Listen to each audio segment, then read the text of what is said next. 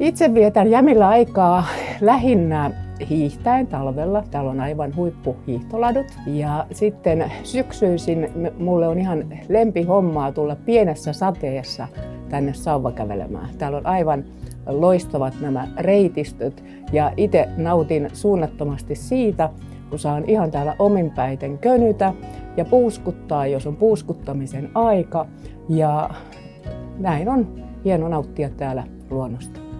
Niin, Jämi on minullekin tämmöinen liikunnan paikka, mutta myöskin aika paljon on viettänyt aikaa täällä erilaisisten aktiviteettien ja tapahtumien järjestämisessä.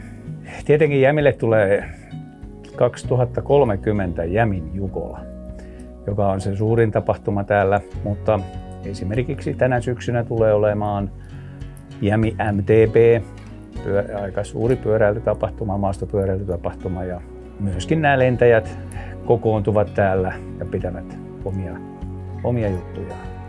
Ja meillä on paljon myös viime aikoina ollut koiraharrastajien tapahtumia, valjakkokisoja, sun muita suunnistustapahtumia ja ihan tämmöisiä tykypäiviäkin täällä paljon järjestetään. Ja koululaiset tekee tänne retkiänsä ja täällä pystyy oikeastaan harrastamaan vähän minkälaista toimintaa vaan. Eli me harrastamme koiravaljakkoajelua. Meidän seura järjestää niitä yhteistreenejä, että joka kerta meillä on se väki kasvaa ja todella paljon meille tulee uusia jäseniä, mutta sitten on meillä niitä leirit, toiminta, yhteistreenit ja kilpailut. Ja kilpailuja varmasti meidän seura järjestää kaikista eniten Suomen sitä Sulanmaan puolella. Jämillä on paljon koiravaljakko-toimintaa, mutta on myös niitä palvelukoiria, hiihtäjät koirien kanssa. Siellä on oma reitti talvella, sitten on patikointia, kanikrossia. Masto antaa paljon mahdollisuuksia täällä Jämillä. Me vietettiin täällä aina lomien lopussa koko viikko, eli lomasta 4 viikkoa, 3 viikkoa vietettiin Lapissa tai Norjassa. Viimeinen lomaviikko oli aina Jämillä. Sitten meidän asuntovaunu jäi sinne melkein pysyvästi, eikä veikä aitauksen, ja sitten näissä alkoi reisailu melkein joka viikon loppu tuohon Jämillä. Sitten rakkaus oli vielä isompi joka kesä. Sitten me päätettiin, kun lapset lähti pois kotoa, me päätettiin, että kun Roma lähtee eläkkeelle, me muutetaan tänne. Keskeä ei mitään. Näin se alkoi. Mun ihan ensimmäinen kosketus Jämiin on 10 vuosien takaa. Lentokoneella läpilasku tai pari tähän Jämin Kiitotielle ja silloin en arvannut, että joku kaunis päivä täällä vielä vietetään reilustikin aikaa. Mun isä ja mun setä on lentänyt täällä aikanaan purjekoneella. Setä aloitti jo 50-luvulla, isä sitten 60-luvulla ja kävi täällä paljon purjelentoleireillä. Ja isä juttu kun kuuntelin, niin siitä mä päätin, että mä tulen tänne vielä joskus.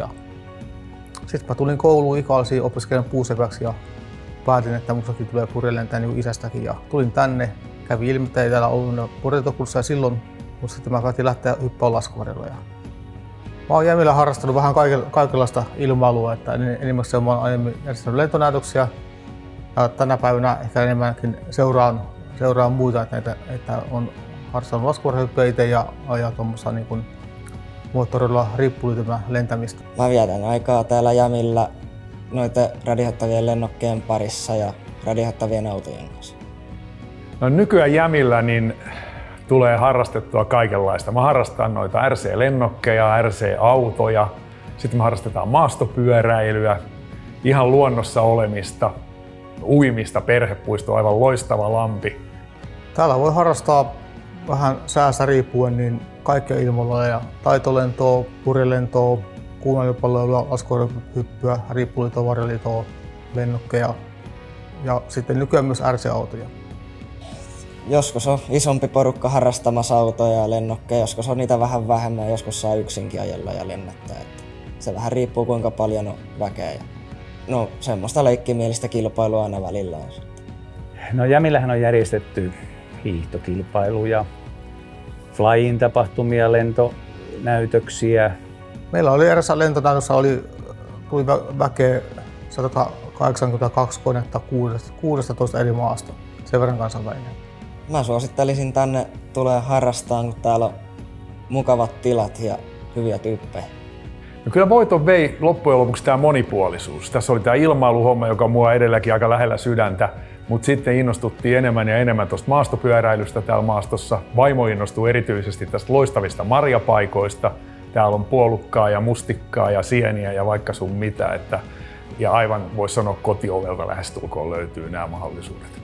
Jämi ja Jämijärvi kuuluu Lauhanvuori-Hämeenkangas geoparkkiin, eli ollaan osa tätä UNESCO-verkostoa. Meidän geoparkin teema on vuoristosta suomaaksi, eli meidän maisemat kertoo sitä tänäkin päivänä, että mitä on tapahtunut viimeisen 2 miljardin vuoden aikana täällä. Kun muinaiset vuoristot on kulunut erilaisissa prosesseissa aikojen saatossa, ja nykyään tämä maisema on muuttunut monimuotoiseksi, mutta suovaltaiseksi, laakeaksi maisemaksi. Kaikkein rakkainta täällä Jämillä on mulle ihan oikeasti nämä kaikki maisemat ja tämä maasto. Ja mitä mä itse tykkään täällä kaikkein eniten tehdä, niin mä tuun tänne yksin kävelemään, retkeilemään. Ei ole tää rauhoittavampaa paikkaa, niin sitä mä rakastan.